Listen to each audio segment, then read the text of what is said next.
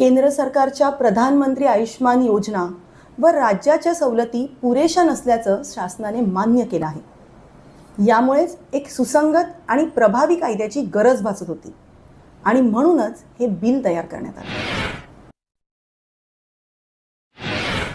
या बिलमध्ये 65 वर्षांवरील प्रत्येक ज्येष्ठ नागरिकाला पुढील सवलती प्रस्तावित आहेत।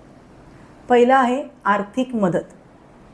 प्रत्येक पात्र ज्येष्ठ नागरिकाला दरमहा 7,000 रुपये मानधन दिलं जाईल। हे मानधन त्यांच्या मूलभूत गरजांकरिता एक मोठा आधार ठरेल।